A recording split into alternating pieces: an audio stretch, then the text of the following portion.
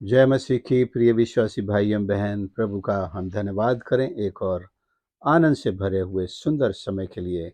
हमारा परमेश्वर कितना दयालु करुणामय है, सुधि लेने वाला परमेश्वर। एक पल भी हमें बिना हमारी देखभाल किए हमें नहीं छोड़ता, भूलता नहीं। और प्रियो, परमेश्वर यही सोच, यही सेवा, यही देखभाल हम में से हरेक से एक दूसरे के लिए, भाइयों के लिए आशा करता है। मैं पढ़ रहा हूं इब्रानियों 13 अध्याय और 1 से 3 पदों तक, जो हमारे लिए बहुत बहुत महत्वपूर्ण है। भाईचारे की प्रीति बनी रहे, अतिथि सत्कार करना ना भूलना, क्योंकि इसके द्वारा कुछ लोगों ने अनजाने में स्वर्गदूतों का आदर सत्कार किया है।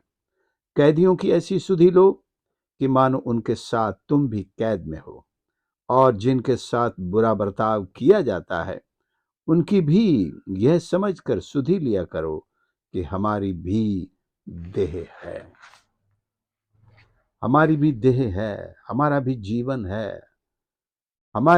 हम भी संकटों से घिरे हैं, हमारे साथ भी बुरी कठिन विपरीत परिस्थितियां हैं, और हम भी दुर्बल कमजोर बीमार हैं।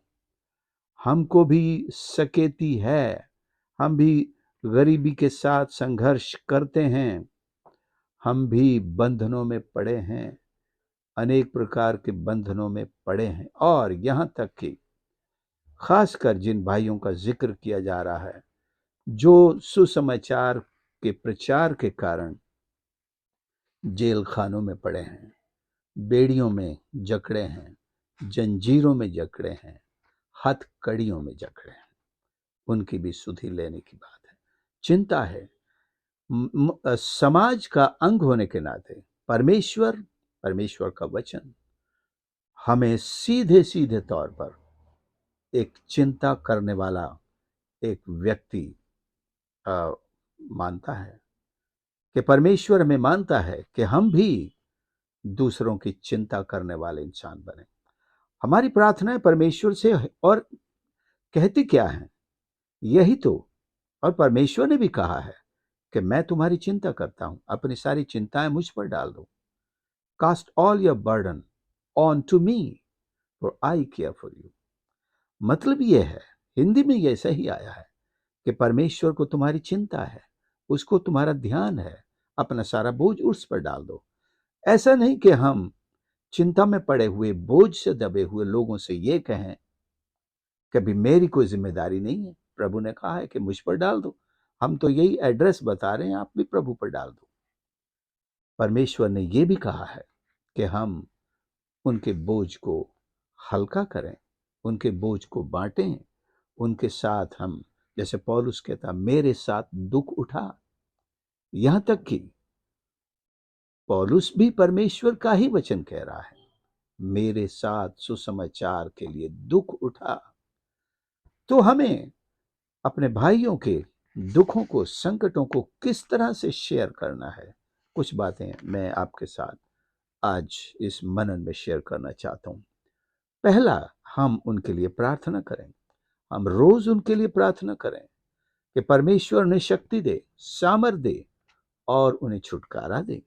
जिस भी संकट में वो पड़े हैं, परमेश्वर उससे छुटकारा दे, या उन्हें सहन करने की हिम्मत दे, शक्ति दे। और दूसरी बात यह कि परमेश्वर उनकी उस पीड़ा को हम भी महसूस करें, ऐसा एक एहसास हमें दे। हम तभी लौ लगाकर प्रार्थना कर सकेंगे, तभी दिल से प्रार्थना कर सकेंगे। गंभीर प्रार्थना तभी होगी जब हम उनकी पीड़ा को महसूस कर सकेंगे। तो एक ये भी जरूरी है कि हम पीड़ा में पड़े हुए लोगों की पीड़ा को महसूस भी करें। हमें भी उनका दर्द चुभना चाहिए, एहसास होना चाहिए कि भूख का दर्द क्या होता है, कि जेल खाने में पड़े होने का दर्द क्या होता है, कि झूठे आरोप सहन करने का दर्द, पीड़ा, मानसिक शारीरिक पीड़ा क्या हो सकती है, कि हम उनकी पीड़ाओं को हम भी मानसिक रूप से, आत्मिक रूप से, शारीरिक रूप से तो शायद हम नहीं चाहेंगे, कोई भी नहीं चाहेगा, लेकिन फिर भी अपने शरीरों में उनकी पीड़ा को मानसिक रूप से तो हम समझें कि उन्हें कैसा लग रहा होगा। और एक बात है कि हम व्यावहारिक रूप से ऐसे भाइयों की, ऐसी बहनों की सहायता करें, व्यावहारिक रूप में, प्रैक्टिकली उनकी जो जरूरत है, चाहे भोजन, कपड़े, दवाई, भौतिक सहायता हो, या जो सताए जा रहे हैं उनको किसी ऐसी संस्थाओं से जोड़ सकें कि जहां से उनको मदद मिल सके, कानूनी मदद मिल सके, या हम उनके लिए दौड़ भाग कर सकें कि उनके साथ खड़े दिख सकें हम, ये बहुत जरूरी एक मदद होगी। और परमेश्वर के वचन से उन्हें उत्साहित करें, विश्वास में मजबूत बने रहने के लिए उत्साहित करें, और उनसे कहें कि तुम अकेले नहीं हो, हम तुम्हारे साथ हैं, हम तुम्हारे लिए प्रार्थना कर रहे हैं, और जो कुछ भी हो सकता है हम कर रहे हैं। उन्हें अकेला ना छोड़ें, उनसे मुलाकात करें, उनसे फोन पर बात करें, उनके परिवारों से मिलें, अपने वचन उनके साथ शेयर करें, गवाही शेयर करें, उन्हें शब्दों से प्रोत्साहन करें, उन्हें और तरीके से प्रोत्साहन करें जो उनकी मदद कर सकता उनकी अवस्था में। और एक सहायता है, उनके लिए हम आवाज उठाएं, हम ऐसे लोगों के लिए दूसरों को भी आगे आने के लिए कहें।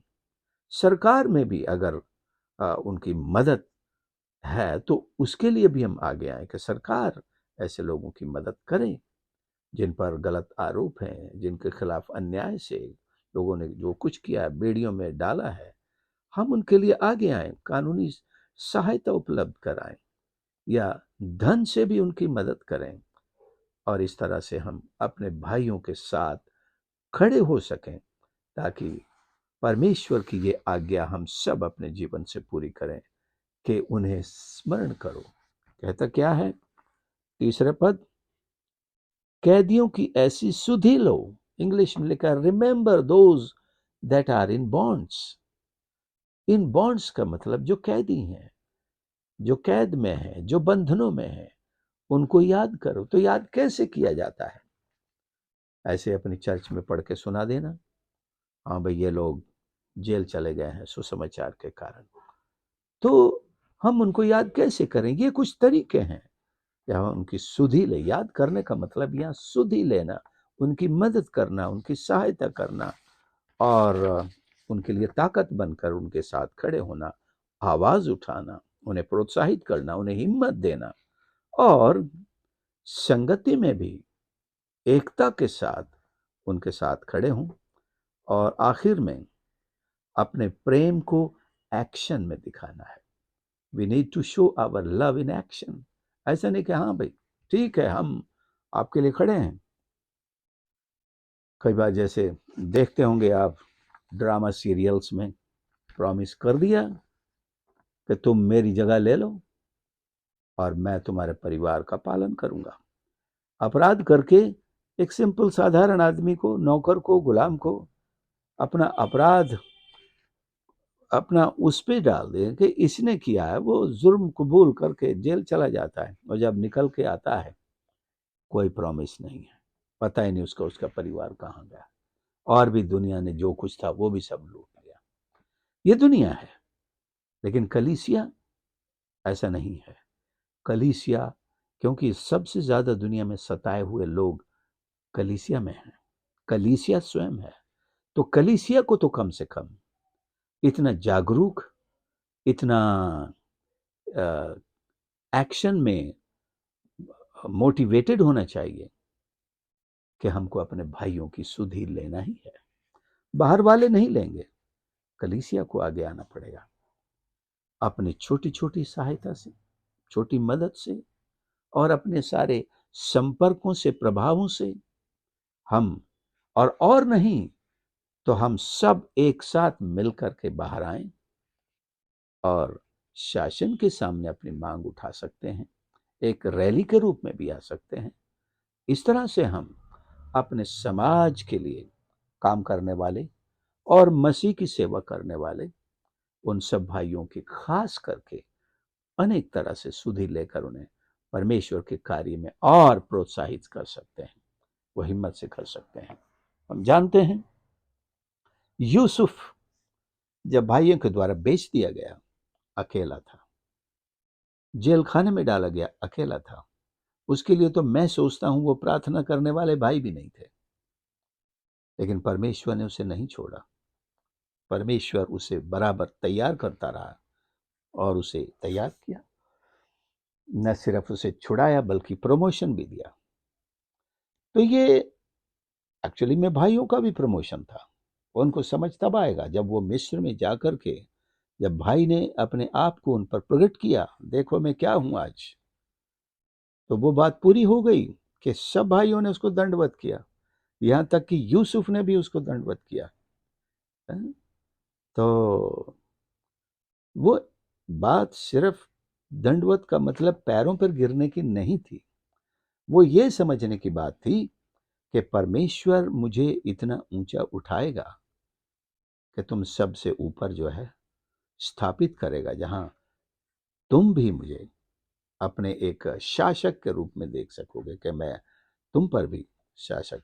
तो ये बात भाइयों को एक्सेप्ट नहीं हुई, बड़ी मुश्किल सी बात लगी। यहां तक कि पिता को भी एक्सेप्ट, क्या मैं और तेरी माता भी तुझे दंडवत करेंगे?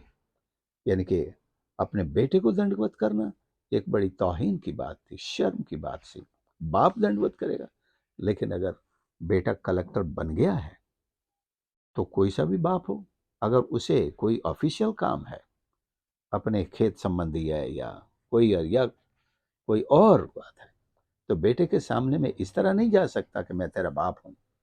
वो तो जा करके एक उसके रूप में ही जाएगा, एक निवेदक के रूप में ही जाएगा। तो या ना जाए, बेटा बोले तुम मत आओ, मैं कर दूंगा, किसी को भी भेज देना, वही अलग बात है।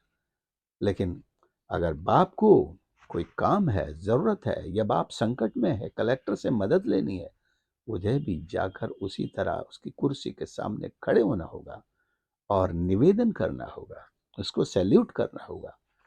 यूसुफ इसी बात को बता रहा था कि परमेश्वर एक दिन उसे एक राजा की गद्दी पर बिठाएगा, जहां उसने चाहे बाप हो, भाई हो, माँ हो, सबको राजा के सामने दंडवत करना ही होता है।